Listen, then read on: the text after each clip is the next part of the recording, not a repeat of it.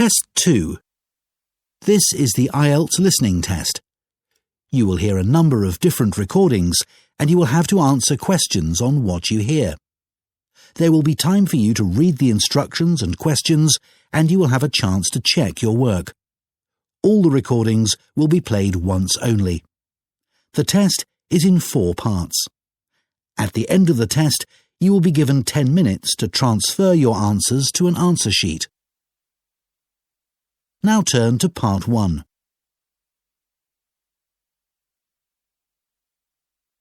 Part 1.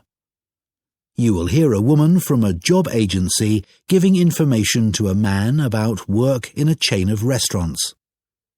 First, you have some time to look at questions 1 to 5.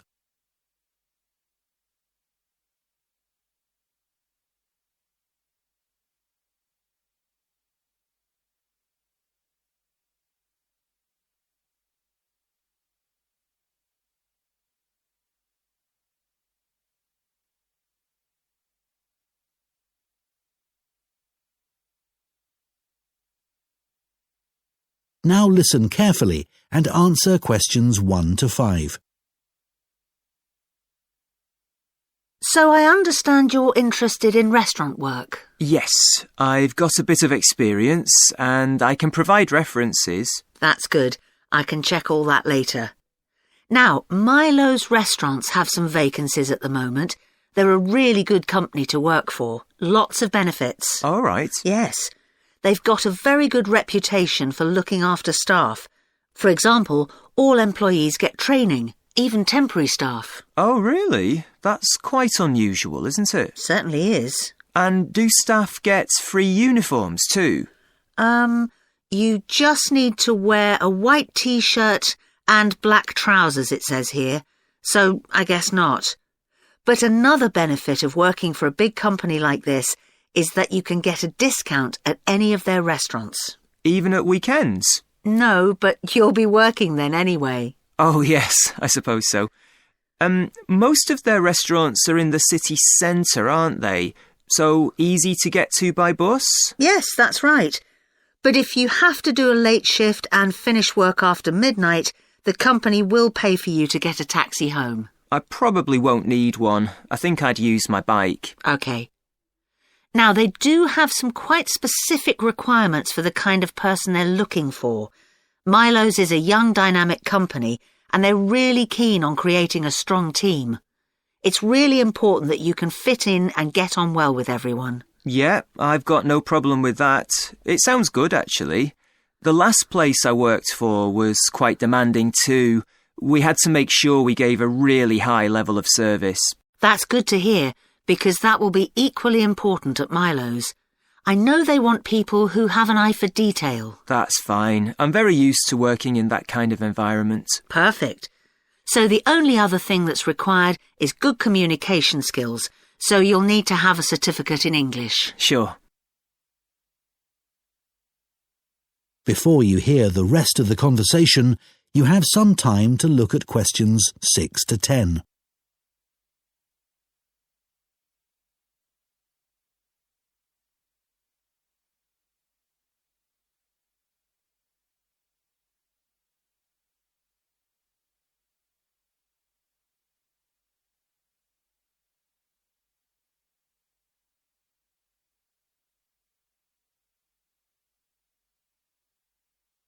Now listen and answer questions 6 to 10. OK, let's have a look at the current job vacancies at Milo's. The first one is in Wivenhoe Street. Sorry, where? Wivenhoe. W-I-V-E-N-H-O-E. It's quite central, just off Cork Street. Oh, right. They're looking for a breakfast supervisor. That would be okay. So you're probably familiar with the kind of responsibilities involved. Obviously checking that all the portions are correct, etc. And then things like checking all the procedures for cleaning the equipment are being followed. Okay. And what about the salary? In my last job I was getting £9.50 per hour. I was hoping to get a bit more than that. Well, to begin with you'd be getting £9.75, but that goes up to £11.25 after 3 months. That's not too bad. And I suppose it's a very early start. That's the only unattractive thing about this job. But then you have the afternoons and evenings free. So the restaurant starts serving breakfast from 7 a.m, and you'd have to be there at 5:30 to set everything up. But you'd be finished at 12:30. Well, as you say, there are advantages to that. Now, you might also be interested in the job at the City Road branch. That's for a junior chef, so again, a position of responsibility. I might prefer that, actually. Right. Well, obviously, this role would involve supporting the sous chef and other senior staff.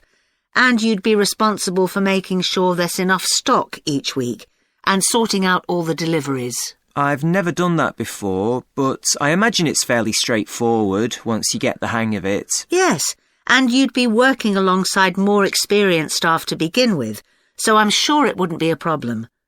The salary's slightly higher here. It's an annual salary of £23,000. Right. I know that if they like you, it's likely you'll be promoted quite quickly, so that's worth thinking about. Yes, it does sound interesting. What are the hours like? The usual, I think. There's a lot of evening and weekend work, but they're closed on Mondays. But you do get one Sunday off every 4 weeks. So would you like me to send off your CV? That is the end of part 1. You now have 1 minute to check your answers to part 1.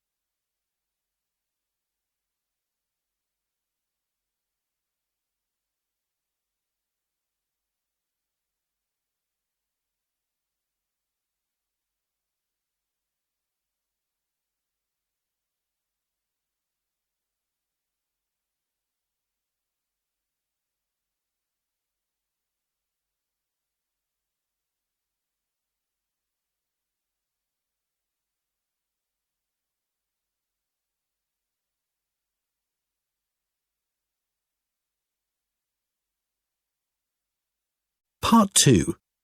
You will hear a talk to members of the public about plans for a new housing development near a town called Nunston. First, you have some time to look at questions 11 to 14.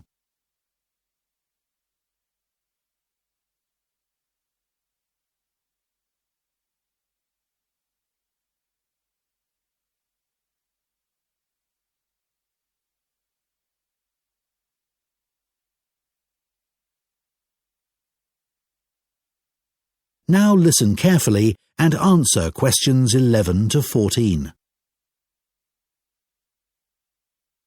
Hello everyone. It's good to see that so many members of the public have shown up for our presentation on the new housing development planned on the outskirts of Nunston. I'm Mark Reynolds and I'm Communications Manager at the development. I'll start by giving you a brief overview of our plans for the development. So, one thing I'm sure you'll want to know is why we've selected this particular site for a housing development. At present, it's being used for farming, like much of the land around Nunston. But because of the new industrial centre in Nunston, there's a lot of demand for housing for employees in the region, as many employees are having to commute long distances at present. Of course, there's also the fact that we have an international airport just 20 minutes drive away. But although that's certainly convenient, it wasn't one of our major criteria for choosing the site. We were more interested in the fact that there's an excellent hospital just 15 kilometres away, and a large secondary school even closer than that. One drawback to the site is that It's on quite a steep slope, but we've taken account of that in our planning, so it shouldn't be a major problem. We've had a lot of positive feedback about the plans. People like the wide variety of accommodation types and prices, and the fact that it's only a short drive to get out into the countryside from the development. We were particularly pleased that so many people liked the designs for the layout of the development, with the majority of people saying it generally made a good impression and blended in well with the natural features of the landscape, with provision made for protecting trees and wildlife on the site. Some people have mentioned that they'd like to see more facilities for cyclists, and we'll look at that, but the overall feedback has been that the design and facilities of the development make it seem a place where people of all ages can live together happily. Before you hear the rest of the talk, you have some time to look at questions 15 to 20.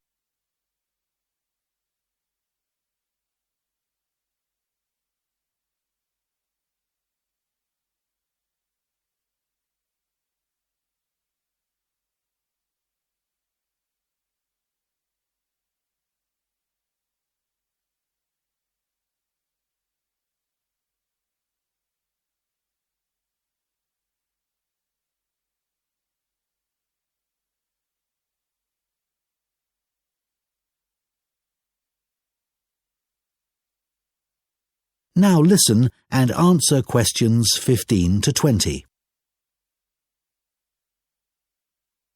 OK, so I'll put a map of the proposed development up on the screen. You'll see it's bounded on the south side by the main road, which then goes on to Nunston. Another boundary is formed by London Road on the western side of the development. Inside the development, there'll be about 400 houses and 3 apartment blocks. There'll also be a school for children up to 11 years old. If you look at the south entrance at the bottom of the map, there's a road from there that goes right up through the development. The school will be on that road, at the corner of the second turning to the left. A large sports centre is planned with facilities for indoor and outdoor activities. This will be on the western side of the development, just below the road that branches off from London Road. There'll be a clinic where residents can go if they have any health problems. Can you see the lake towards the top of the map? The clinic will be just below this, to the right of a street of houses. There'll also be a community centre for people of all ages. On the northeast side of the development, there'll be a row of specially designed houses specifically for residents over 65, and the community centre will be adjoining this. We haven't forgotten about shopping. There'll be a supermarket between the 2 entrances to the development. We're planning to leave the 3 large trees near London Road, and it'll be just to the south of these. It's planned to have a playground for younger children. If you look at the road that goes up from the south entrance, you'll see it curves round to the left at the top, and the playground will be in that curve with nice views of the lake. OK, so, now, does anyone have any questions? That is the end of Part 2.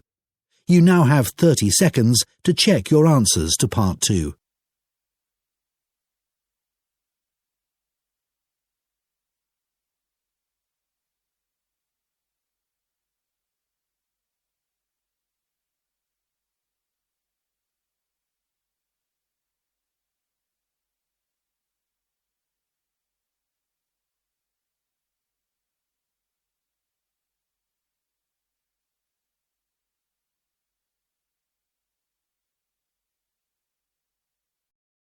IELTS 19, published by Cambridge University Press and Assessment 2024. This recording is copyright. Test 1. This is the IELTS listening test. You will hear a number of different recordings and you will have to answer questions on what you hear. There will be time for you to read the instructions and questions and you will have a chance to check your work. All the recordings will be played once only. The test is in 4 parts. At the end of the test, you will be given 10 minutes to transfer your answers to an answer sheet. Now turn to Part 1.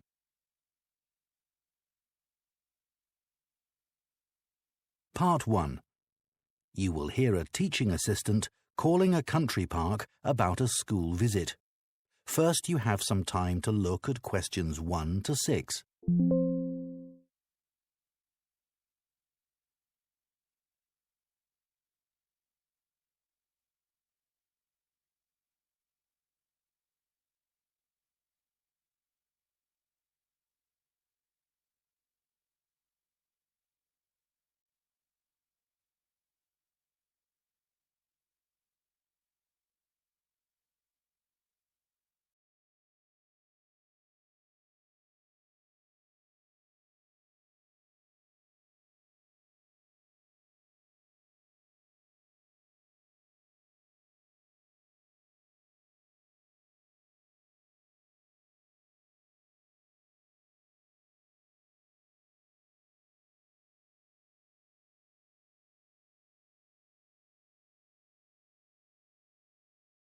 Two of our classes.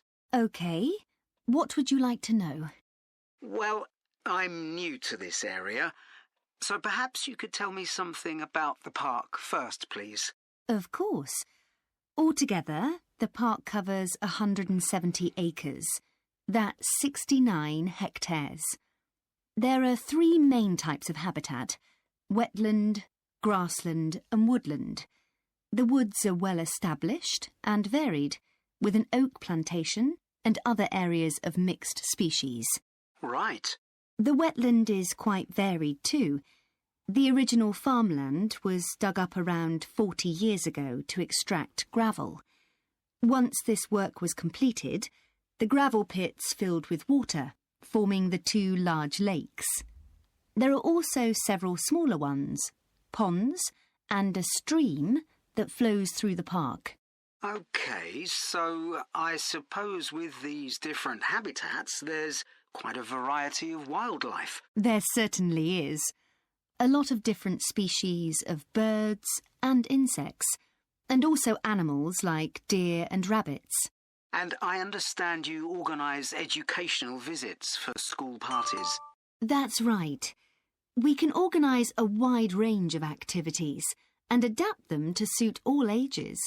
Can you give me some examples of the activities? Well, one focus is on science, where we help children to discover and study plants, trees and insects. They also collect and analyse data about the things they see. Uh-huh. Another focus is on geography. The park is a great environment to learn and practice reading a map and using a compass to navigate around the park. Do you do anything connected with history? Yes, we do. For instance, the children can explore how the use of the land has changed over time. Then there's leisure and tourism. That focuses on your visitors, I would imagine. Yes, mostly. The children find out about them, their requirements, the problems they may cause, and how we manage these. And another subject we cover is music. Here the children experiment with natural materials to create sounds and explore rhythm and tempo. That must be fun. Most children really enjoy it. Before you hear the rest of the conversation, you have some time to look at questions 7 to 10.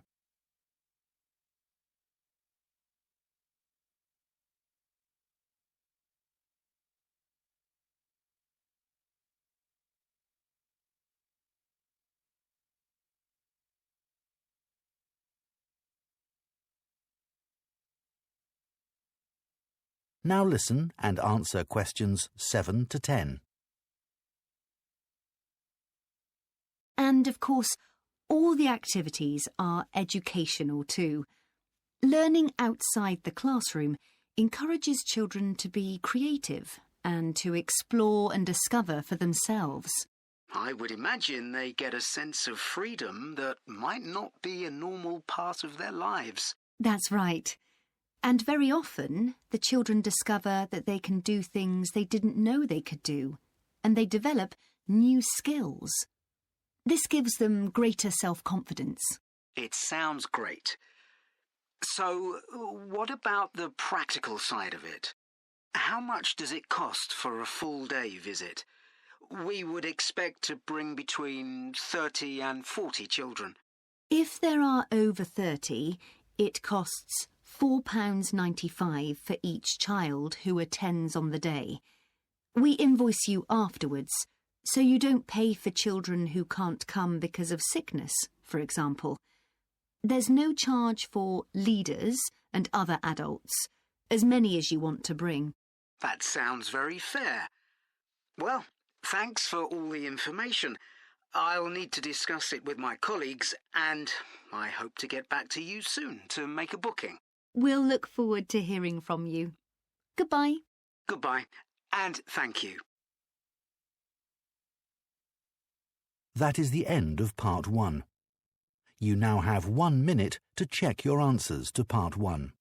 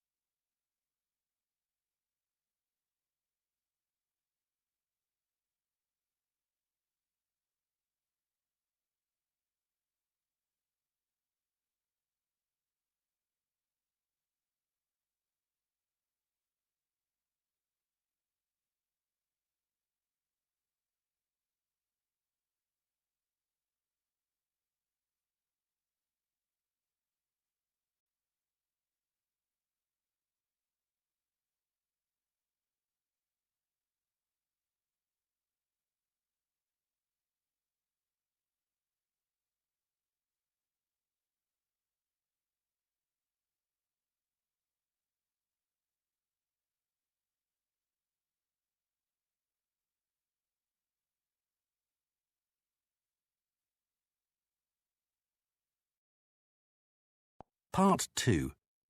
You will hear the chairman of Stanthorpe Twinning Association, which organises the link between Stanthorpe in England and a town in France, talking to members about the year's events. First, you have some time to look at questions 11 to 15.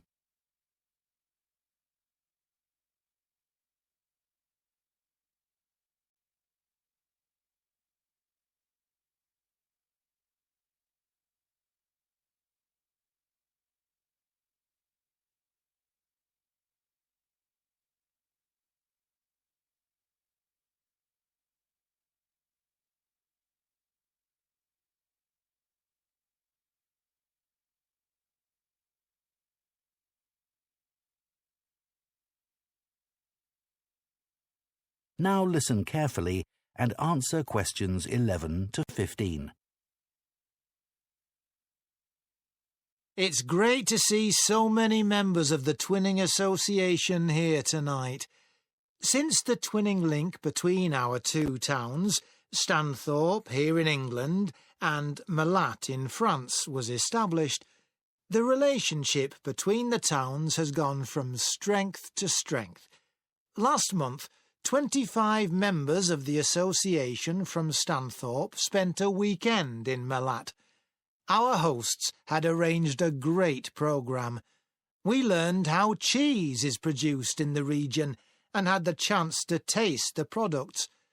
The theme park trip had to be cancelled, but we all had a great time on the final boat trip down the river. That was the real highlight. This is a special year for the association because it's 25 years since we were founded. In Mellat, they're planning to mark this by building a footbridge in the municipal park. We've been discussing what to do here, and we've decided to plant a poplar tree in the museum gardens. We considered buying a garden seat to put there, but the authorities weren't happy with that idea. In terms of fundraising to support our activities, we've done very well. Our pancake evening was well attended and made record profits. And everyone enjoyed the demonstration of French cookery, which was nearly as successful. Numbers for our film show were limited because of the venue, so we're looking for somewhere bigger next year. We're looking forward to welcoming our French visitors here next week, and I know that many of you here will be hosting individuals or families. The coach from France will arrive at 5 p.m. on Friday. Don't try to do too much that first evening, as they'll be tired, so have dinner in the house or garden rather than eating out. The weather looks as if it'll be okay, so you might like to plan a barbecue. Then the next morning's market day in town, and that's always a good place to stroll round. On Saturday evening, we'll all meet up at the football club, where once again we'll have Toby Sharp and his band performing English and Scottish country songs.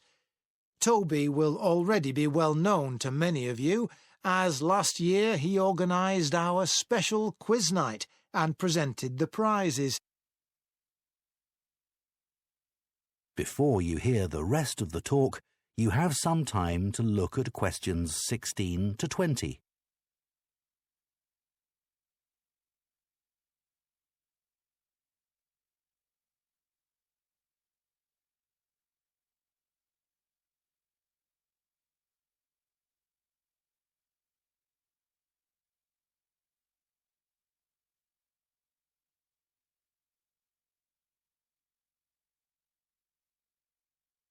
Now listen and answer questions 16 to 20. Now, on Sunday, we'll be taking our visitors to Farley House. You may not all be familiar with it, so here's a map to help you. You can see the car park at the bottom of the map. There's an excellent farm shop in the grounds where our visitors can buy local produce. It's in the old stables, which is the first building you come to. They're built round a courtyard, and the shop's in the far corner on the left. There's also a small cafe on the right as you go in. I know that one or two of our visitors may not be all that mobile. The main entrance to the house has a lot of steps, so you might want to use the disabled entry. This is on the far side of the house from the car park. Children will probably be most interested in the adventure playground. That's at the northern end of the larger lake, in a bend on the path that leads to the lake.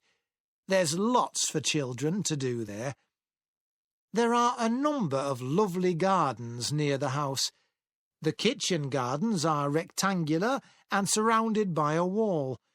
They're to the northeast of the house, quite near the smaller lake. They're still in use and have a great collection of fruit and vegetables.